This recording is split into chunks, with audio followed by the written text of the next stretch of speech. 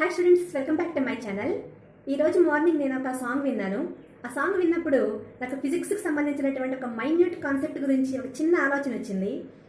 ఆ తర్వాత చెప్తాను, ముందు మీ సాంగ్ వినండి.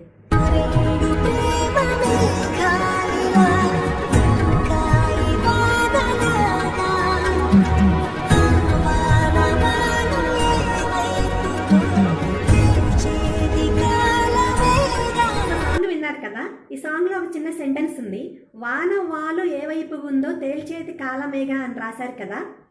మరి కాలం ఎలా డిసైడ్ చేస్తుంది? అక్కడ టైం ప్రస్తావన రాదు కదా. వర్షం ఏ డైరెక్షన్ లో పడుతుంది అనే కాన్సెప్ట్ రైన్ మ్యాన్ ప్రాబ్లమ్స్ కదా డిసైడ్ చేస్తాయి. సో ఇందులో ముగ్గురు మూవ్ అవుతారు, మ్యాన్ మూవ్ అవుతాడు, వర్షం మూవ్ అవుతుంది. వీళ్ళిద్దరి మధ్య ఉన్నటువంటి రిలేటివ్ వెలాసిటీ, సో ఆ రిలేటివ్ వెలాసిటీ వల్ల వర్షం ఒక డైరెక్షన్ లో పడుతూ ఉంటే మనకు ఇంకొక డైరెక్షన్ లో పడినట్టు అనిపిస్తుంది. మనం ఒక చోట కాన్స్టెంట్గా నించున్నాం, వర్షం పడుతుంది, అప్పుడు మనకేమనిపిస్తుంది? నిట్ట నిలువుగా పడుతున్నట్టు అనిపిస్తుంది కదా. వన్స్ మనం ముందుకు మూవ్ అయినప్పుడు కానీ, లేదా బైక్ మీద కానీ సైకిల్ మీద కానీ వెళ్తున్నప్పుడు ఆ వర్షం డైరెక్షన్ అనేది మన ఫేస్కి ఆపోజిట్గా తగులుతుంది కదా. గొడుగును మనం ఏ డైరెక్షన్లో పట్టుకోవాలో తెలియజేసేది ఏంటి ఇక్కడ? The rain appears to man. మనం ఒక చోటు నుంచి ఇంకో చోటుకు మూవ్ అవుతున్నప్పుడు వర్షం అనేది తన ఒరిజినల్ వెలాసిటీతో కాకుండా డిఫరెంట్ వెలాసిటీతో మనకు కనిపిస్తుంది.